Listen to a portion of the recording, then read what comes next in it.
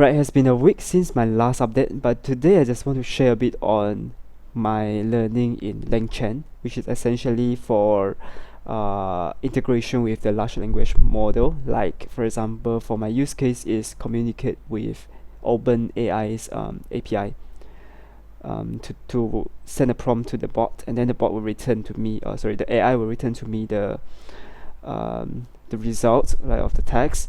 But on top of that, I also want it to keep the memory of my previous conversations. So meaning that when I close my PC, sorry, when I off the server and I on again, and then I send a prompt again to the user, to the bot, I want it to be able to return to me the context on based on the information that it gets from my past conversation, the past messages. So before we go into the implementation stage, just a reminder that I definitely is not the expert in this area, and this is essentially my first day of trying out the tool. So I'm just sharing whatever information that I know. Well, LangChain, beforehand, let me just share a bit on how the memory works, right? So essentially, how the bots, I feel like it's like magician, or some kind of mind control when you are working with the AI models. So basically, there are several things that AI would like to know. One is the context, another is potentially your prompt text, and also your history, right? So a context, it means that how the system personality is. For example, you can say that you are a beautiful girl, they're in love with me, or something like that. And then there is a prompt that is my current prompt. For example, who are you, right? This is a prompt. So when I ask who are you, then the person will know if I put in a name here, like for example Ali. Yeah, so it's then the bot will, based on the context, and then respond with, oh, I am Ali, how are you, or something like that, right? But to keep the previous conversation right, you may also need the history, in which the history can become whatever prompt and also response that the bot has with the based on the conversation with the specific user. For example, I have the history of, say, the user said, who are you, right? And then the AI responded with, I am Ali.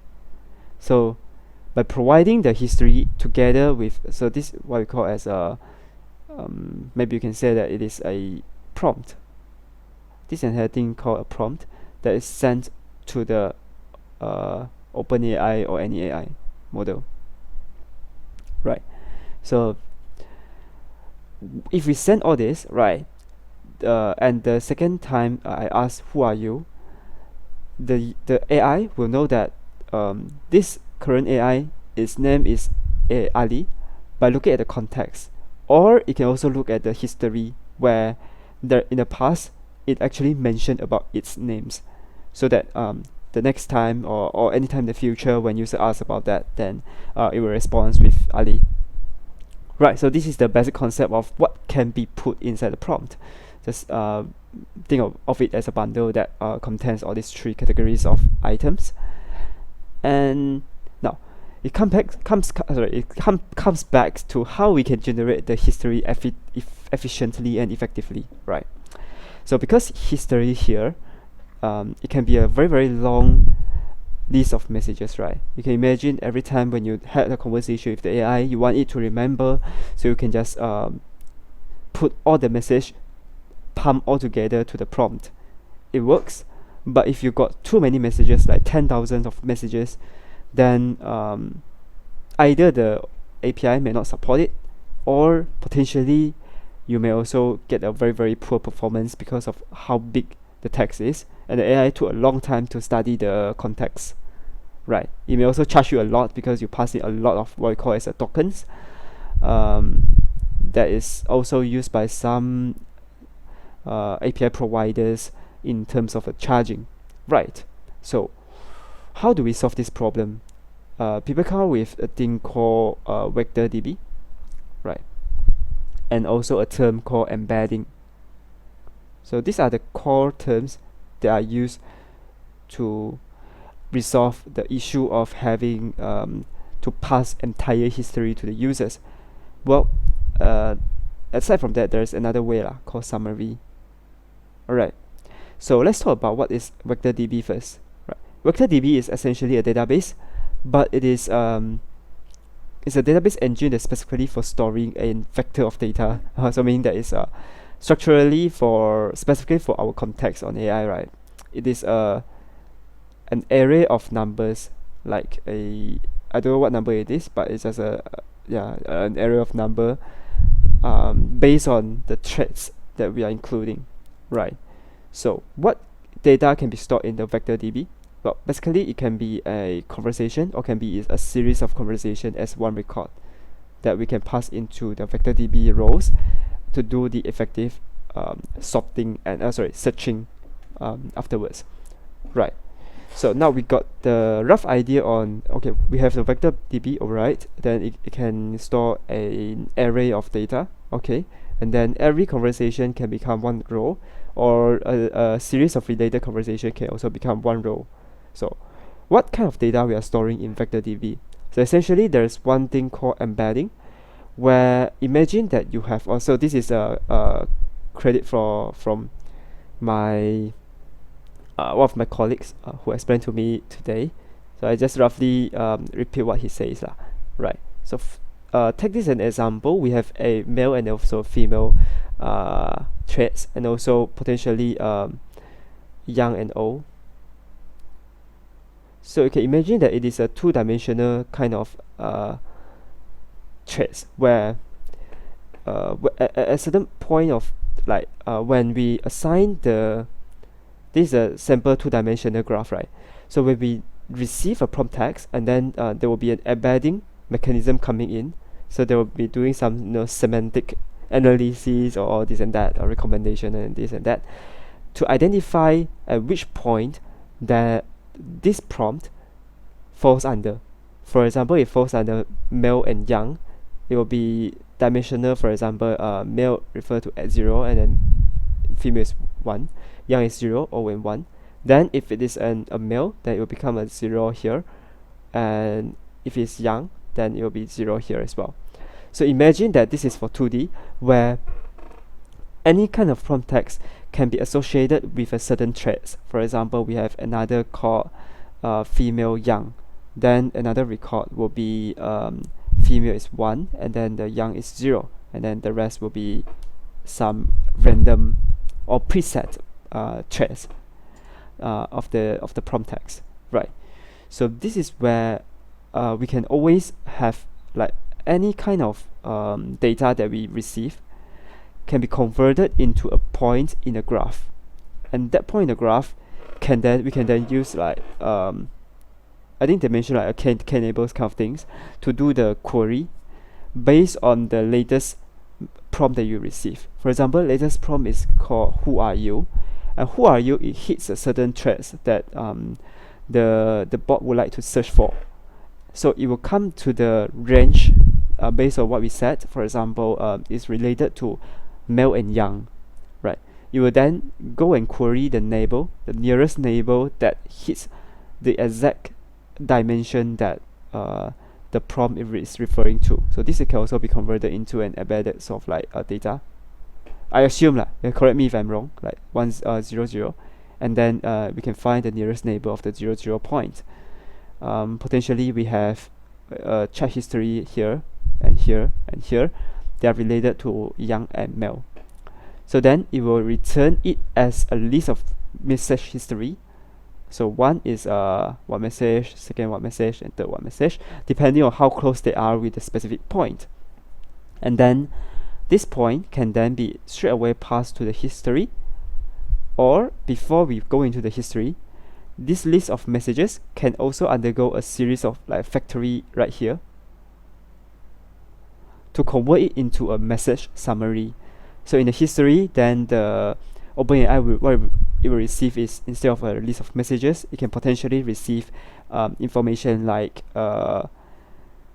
this on the certain day, the user asked about this, the AI's replies is that.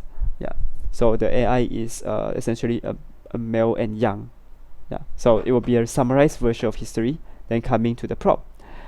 Alright, just now we mentioned about the two-dimensional situation where we have a male, female as one thread, young, old as another thread. Imagine that you have thousands over different threads, and this is exactly what the data stored in a vector DB, where there are a total of 1,000 over preset threads that the embedding AI identified and then put into the vector DB. So it is become a 1,000 over dimensional graph that there are a lot of points in between. So that is essentially what makes efficient and effective searching work, right? So that's the technology behind it. To add on more details, feel free to add in on the comment section, because essentially I'm just understanding it today, right? So how do we achieve our goal? Basically, the first thing is pay for the OpenAI API key. After you pay for it, then for me, I'm using Python, so it only provides two SDK for LangChain. The first one is on the Python SDK, and second one is Node.js, specifically the TypeScript SDK. Okay, but Python for me is easier to set up. I have the virtual environment set up already, and I'm already checked out with the Python LangChain repository, where I have a main.py that will become our toy, right? So let's do it one by one.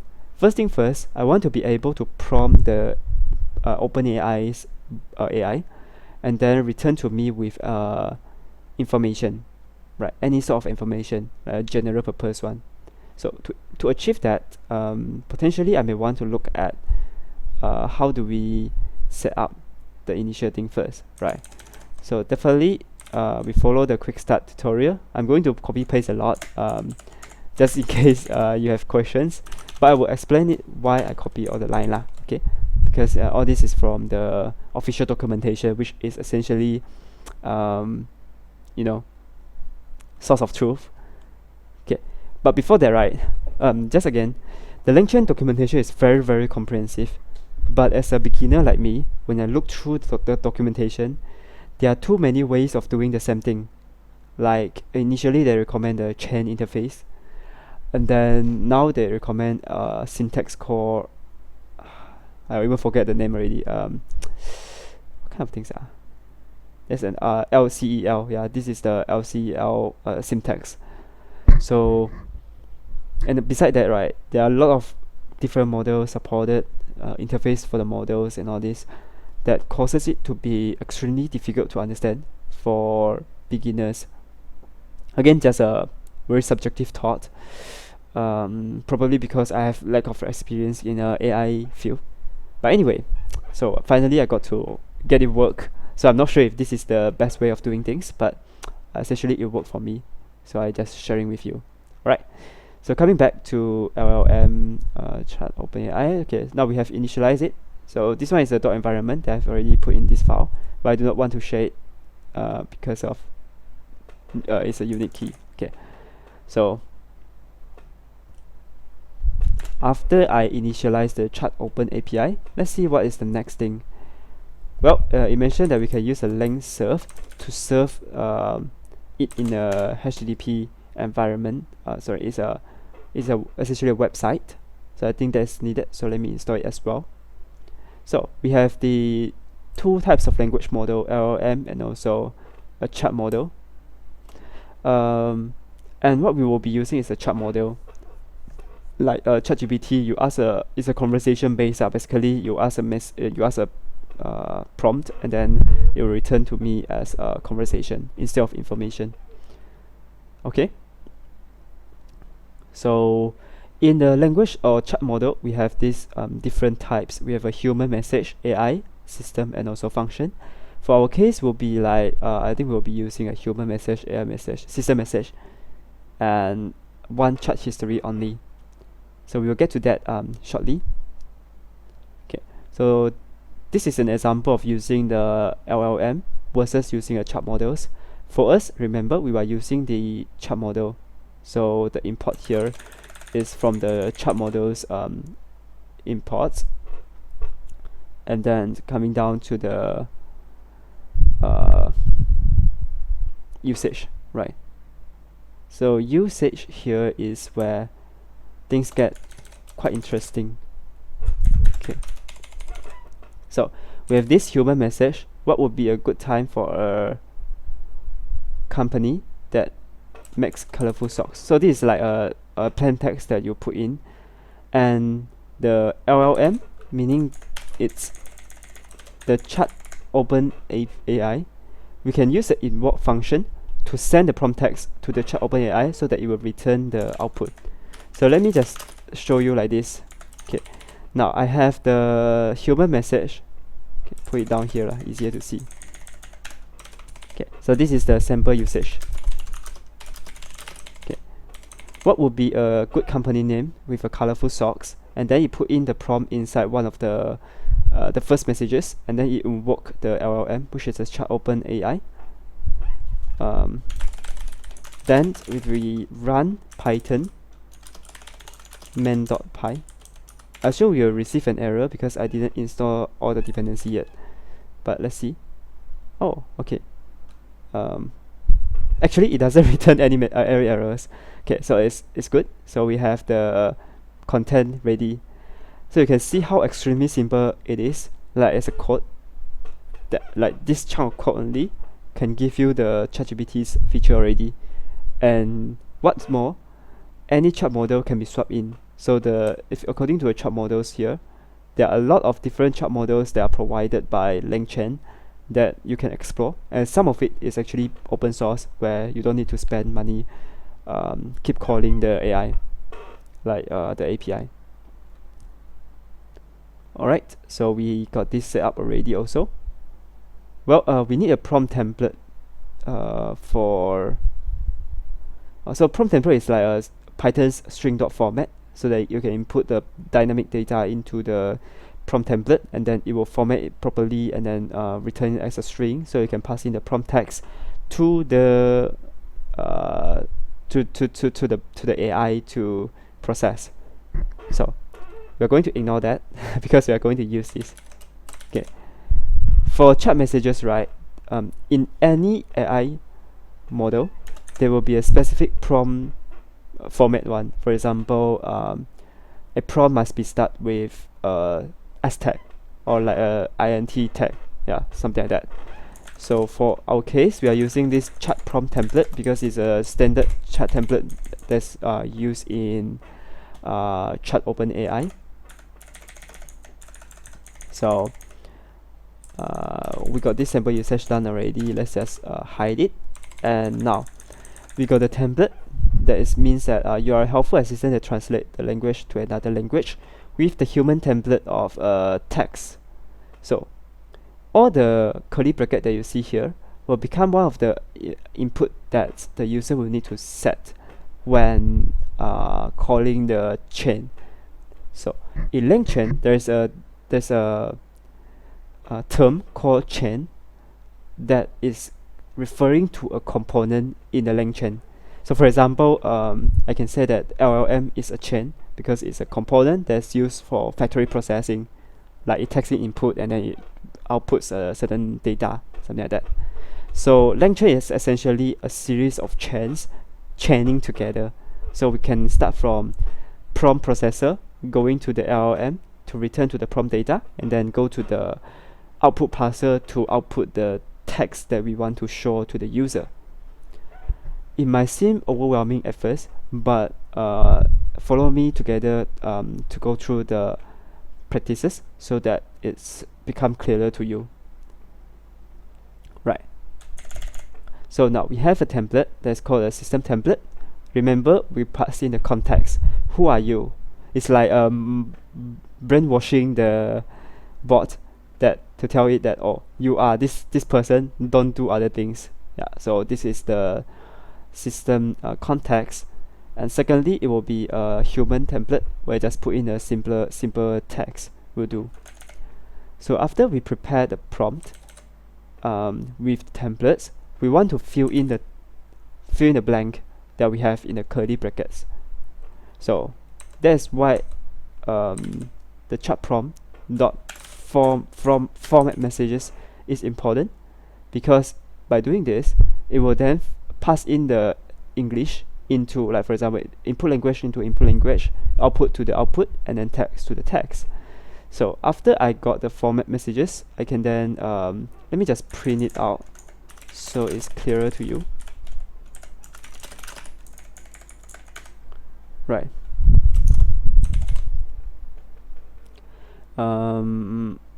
Okay, just make sure that I don't call the OpenAI again, save course. Okay, so you can see essentially it's just a string parser. So technically I feel like you can do yourself if you want to, but they abstract a lot of, like LangChain abstract a lot of complexity, having us to manually do the parsing and all this. So I still think that it's better to use their tools if the model is already included in their libraries. Okay, so we have a system message and then we have a human message.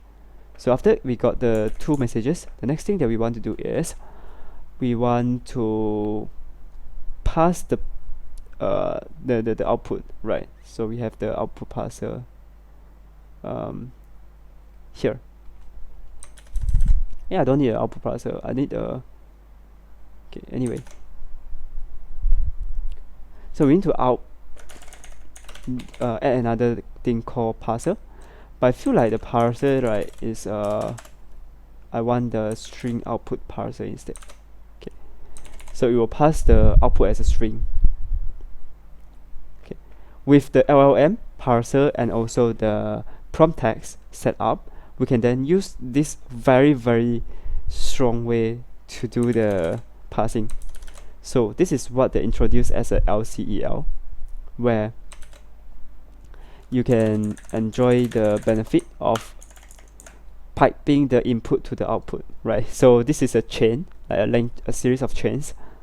The first thing that when the data comes in as a text colors, it will then be passed to the chat prompt, so that the chat prompt it will tag in the input language, output language, and also the text, right?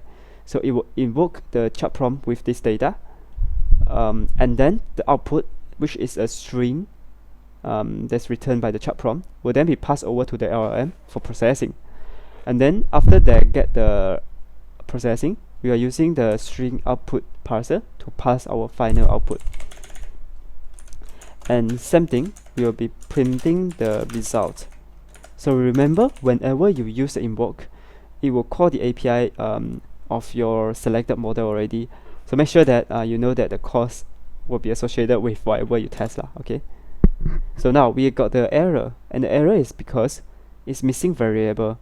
It's expecting the input language, output language, and text, but receive only text, which means that for solving this, you just put in the input language, and then the output language will do like this. Okay, so input language is going to be French, right? And then the output language, output is French, input is going to English, right? I'm giving you English. What is your name? And I expect it to return with French, which I have no idea what it is. Okay. Oh. Okay.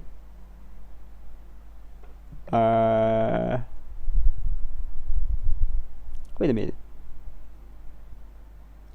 Input language, output language. Hey, there's this underscore. Sorry about that. Okay. So we get the what is your name in French, which is really interesting. Okay, I have to say this is absolutely gorgeous. Just a few lines of code, then you enjoy the benefit of AI already. But this is not all. Now we can also serve it with the LangServe, like serve over the HTTP protocol. But here there will be some additional dependencies. We have the fast API as our core dependency, and also we have the LangServe as the LangChain's dependencies for enabling our API routes. So we're going to pip install everything. and see if I need the length serve.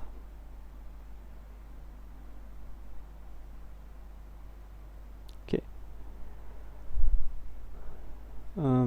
Apparently there's an error, right? Yeah, so let me just install the length serve as well. Okay, all this mark that it's done. What is this cannot be resolved thingy? Oh.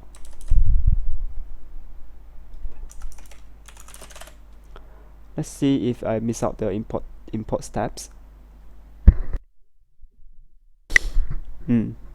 Pip install fast API. Right, interesting. Okay, so anyway, I will just copy over the code for here, the length serve. So just now I have already got the chain ready, right? So I only need to initialize the fast API and then add the routes. Well, coming down to the bottom, here is where we got the chain ready. So we don't need the print anymore. We can have the fast API server running, and then plus with the, what is this? Oh no, I don't want to update. Okay, fast API and then add the route with the chain, and the path is going to be /chain. So let me see if I can resolve the error. But before that, we go to python main.py.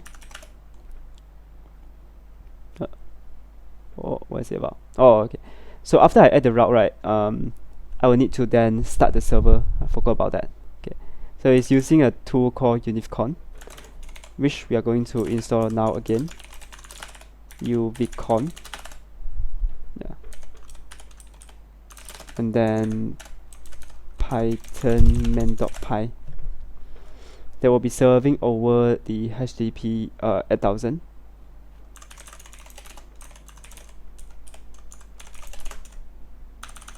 /chain. And there's a not found, so I'm going to /playground. Right. So here is the length serve UI, where you can actually see your input and output. So for example, the chain here is expecting the chat prompt first, right? So it cleverly know that I will need the input language, output language, and text. So I can say that input language is English, and then bahasa Melayu, and then from here, how are you? And when I start it, then we can see that, oh, this is the output. So it is super strong. It allows you to test your implementation right away with this out-of-the-box UI, and then it shows you the intermediate steps. And this is where the LCEL, the pipe thingy, comes into play, where it shows you exactly what is the, for example, what kind of outputs that this provide. Like it provide messages with a list of all these things, and then the chat open AI, it can then return you with the text, and then the output parser will just output the this I call it this string as the output data. I believe this is the yeah. Actually, I'm not sure if this is. I think this is the input that they are getting, but I'm not entirely sure about that. So we need to verify if this is an input or this is output. Could be input, could be output. Yeah, not sure about that. Anyway, so this is the clean UI that allows us to do the immediate testing. But I got a very strange yellow thingy, so I'm just going to reopen the VS Code so that it can refetch my dependencies, and hopefully it works now. Right. Yep, the syntax highlighting now works fine. Alright. So I don't need this. I just go to the terminal and create a new terminal with the environment that I want. Alright. So what I'm going to do now is now I can basically provide a context to the bot already, and the bot will return me with the messages that I want or I expected based on the parameters that I put in. But we are going to solve also the problem of saving memory. So memory, there is again a lot of different ways of doing this thing. We have different memory types, and mostly, like we can say saving it in a buffer, like a data in the memory, in your memory in runtime, or you can have it persisted as well. So for my use case, right, I'm going to use this database called Chroma, which is a vector DB. Right, so it is a local database. So basically, it will create a file under the DB folder, and then whenever I access back the database, it should give me the same result one. Right, so we are going to verify this very shortly, but it's okay, we can try this way also. Like I mentioned, there are a lot of same way of doing the same thing, a different way of doing the same thing. Okay, so for our speed wise, for now onwards, I think we don't need the route already. We don't need the fast API, because opening it will take time as well. So we're going to rely on the CLI only lah. Okay, so now we got the chart prompt, but we're going to upgrade the entire prompt with our latest tags. Okay, so just copy over the entire thing and import the missing dependencies. Right, so for speed, I'm just going to copy everything and then remove the duplicated imports. Hopefully it tells me. Okay, just prompt template I don't need, and all this we will need. Buffer memory. Okay, so we got the prompt ready, where the prompt is you are a nice chatbot having a conversation with a human, where we have also the messages placeholder that enables us to put in the list of chat history, and then we have a human message prompt template that is having the question, which is the prompt text that the user put in. Right, the same logic as we put in just now. Just on top of that, remember that we have this variable name chat history. That is actually where we can put in the memory. So we can create memory, like for example, conversation buffer memory is a memory that is stored on runtime. You close the app or you close the server, then it will be gone already. Then you go to the memory key, and then make sure that the variable name matches the memory key right here, and make sure that it also returns the messages, so that it can return the messages and put into the messages placeholder. After setting up the memory, you can then create this conversation chain. There is a good old LangChain class where you will put in the LLM as a prompt, verbals true, and also memory as all its like the constructor parameters. And then after we got the conversation, we're going to use this conversation as our prompt text, right? So basically it's the using it like this. So it's a different way. Remember, I'm not using it chain anymore for now. So I'm going to comment it and then just make sure that I have the conversation right. Okay, so let's go to here and python main.py. Okay, then sorry, okay, it doesn't return any error, but remember, return a string, so just remember to prompt to print it. Okay, so now we can see that the chain has been finished, where there is a chat history and then there is a text. So we can see the chat history is hi and hello, how can I assist you today? So it works, right? The entire chain has the correct conversation that we targeted, and it will then return the text that we need. But as I mentioned just now, this way is actually not the way that we want to play around with our chat model. For me, I just want to stick with the this pipe way, which I think is quite clean, and then I can understand exactly what is happening inside. So I'm going to re-enable that, and then change the prompt to this prompt. But now there is a problem for us doing this thing, because the prompt is expecting a chat history variable, but we are not providing the chat history variable when we are invoking the. So it needs a chat history and also a question. We are not providing any chat history right here. Like, how can we prepare this thing? So this is the problem that we are going to solve, right? We have the prompt of the question and chat history. So here is expecting the question and chat history as well that we are going to prepare right now. Okay, so conversation history, it's actually let me check if I can find the relevant information. So here is using the predict where.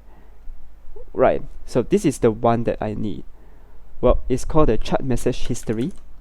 Honestly, I spent a long time, like super long time, trying to figure out what is what. So there's a reason why now I can precisely find the things that I want lah. So basically,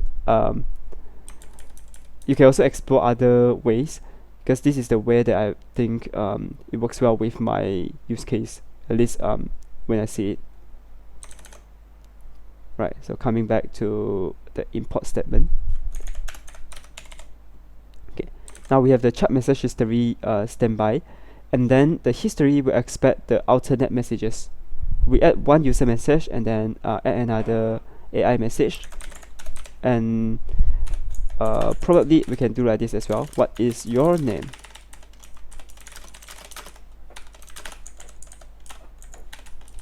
And then my name is, say, city. So after I got all this history, the next thing that I want to do is just change the history, chat history to the history dot messages, and then I invoke again. If I ask your name again, the bot is supposed to know that its name is city, because I put in the as part of the response that it gives. So let's verify this. Right, my name is City. How can I assist you today? Look at this, it's absolutely fascinating. Like, you get immediate feedback, and you can basically control how the AI wants to respond to you. Isn't it completely brilliant? Alright, so for the memory write, just now it took me some time to find back the documentation because there are too many things already. So it is this document. Go to the Python, the memory types, and then backed by a vector store. So here, inside here, right, there's this create your vector retriever memory thingy, where we can use it to put in our chroma DB. So basically, we can have a vector store that is basically a sort of like a DB engine that we can put in the memory inside. Well, looking at the, let me check. So it's a friendly conversation, and then alright. So looking at the implementation here, is using the FICE database that I'm not using right now. So I'm not going to use completely using the code. Just remember that at the end, it requires us to return a vector store, or to prepare a vector store so that it can do the operations underneath. Well, what I want to do instead is that I want to put in the code here first. Okay.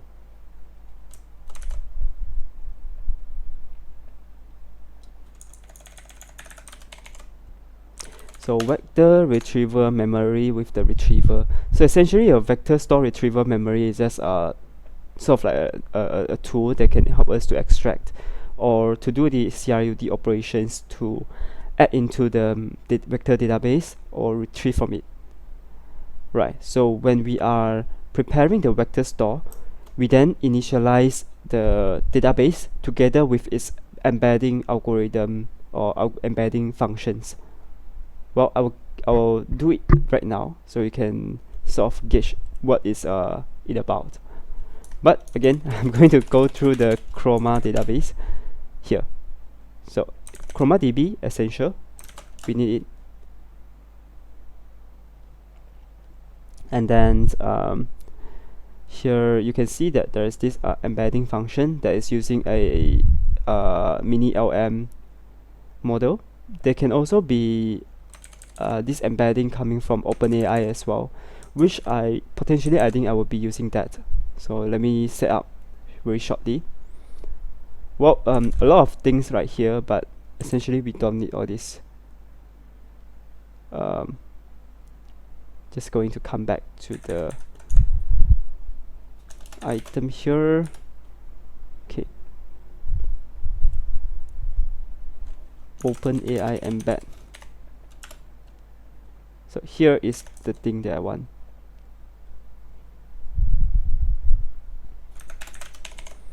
Right, OpenAI embeddings will be replacing the sentence transformer embedding, and then it will tag in the OpenAI API key as my part of my parameter as well.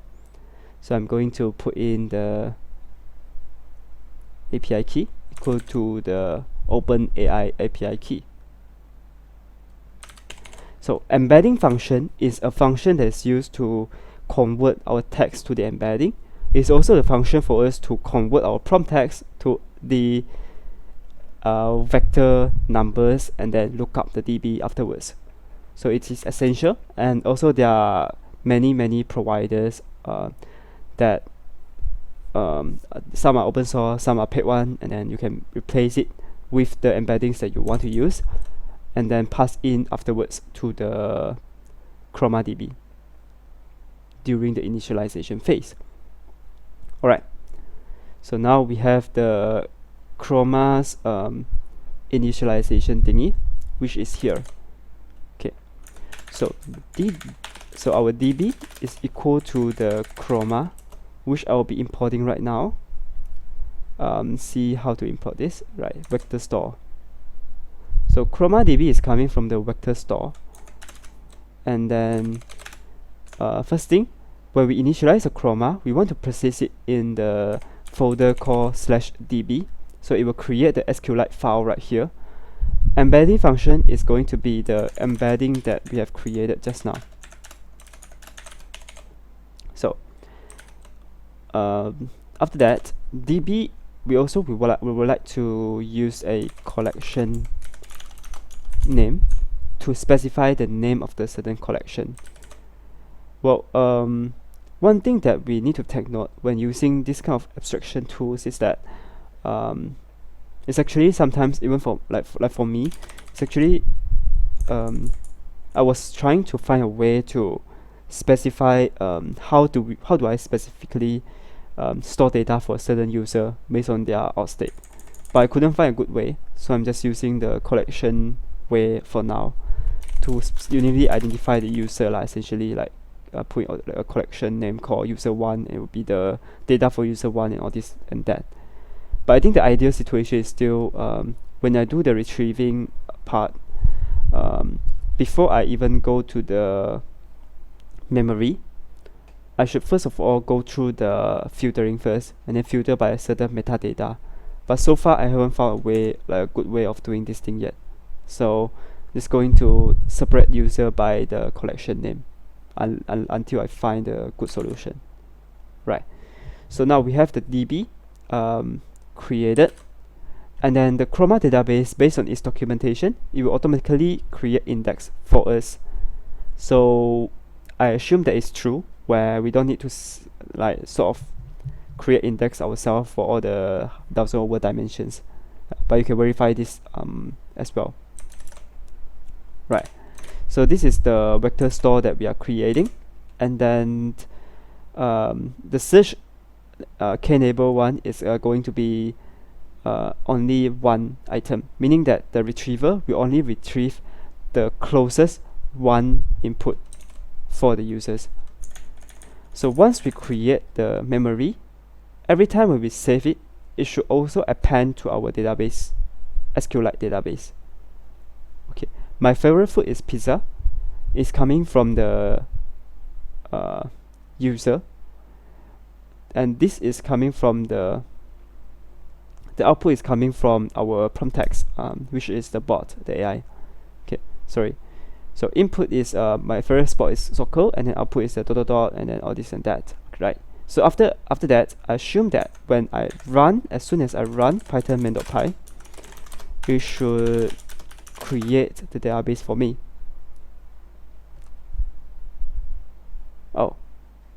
Oh yeah, so I have to pip install something, tip token. So this is used for tokenizing, or for, I think it's for converting the embedded text to the vector, something that's needed. Right, so as we run it, we can see that it now created the SQLite database for us. So our analogy works, right? Hypothesis. Okay, so after I created all these memories and saved the context, I want a way to retrieve back my memory, or to see whatever things is inside it, right? So we then go back to the retrieval part, to back by a vector store. We scroll down to here. Once we save the context, we can use the load memory variables to see back the history that's closest to the bot's knowledge. Now, because I've persisted data, so I assume that once I commented out the save context, I should still see the history inside the database, right? So memory.load memory variables, you will just pass in the prompt, and then it will come out with the closest history for the user. So let's verify that by calling the python main.py. So you can see that what spots should I watch? The closest one is that my favorite spot is soccer, together with the output. Exactly what we want, right? So now we can get the point that when we load the memory variables, we can get the closest memory to the particular prompts. So now how can we do this with our chat history, like the history.messages? Well, we can use the prompt or the pipe way, or the sort of like this pipe, and then we pass in our custom function that we do the pre-processing, and then pass in the chat history afterwards. Well, that's one way. Potentially that is the best way lah. But I think for this demonstration, potentially I'm thinking about hard coding the prompt, since this prompt is also hard coded one. So we have the history there. We can have the memory around here. Oh shit. So history IOs is equal to history data lah, is equal to memories dot load the variable. And then my question here is that what spot should I watch?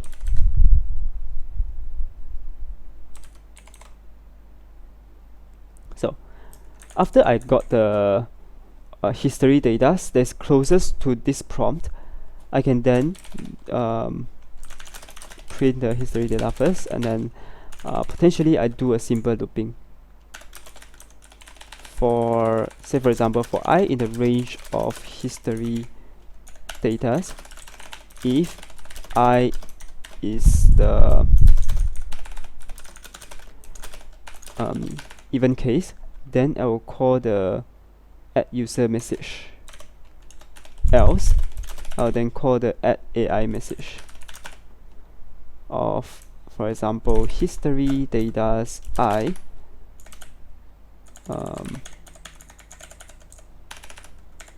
well,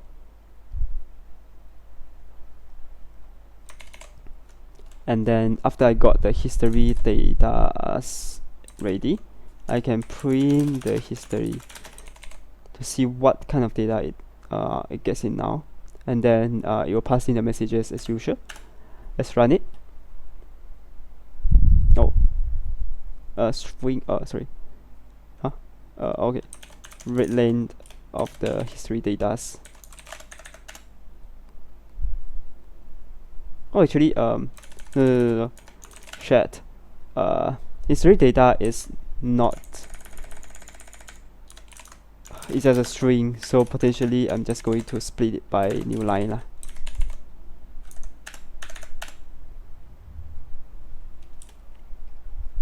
Right. So I got the messages of wait a minute. So I get the so it's okay. Here, right, splitted equal to this thing, and then length of splitted and splitted I, right, show me it's like this. Right, so I got the input and output already. But the problem is it doesn't.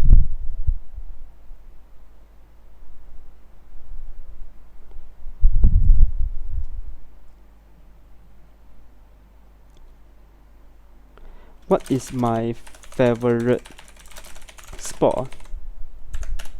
Okay, I feel like it works.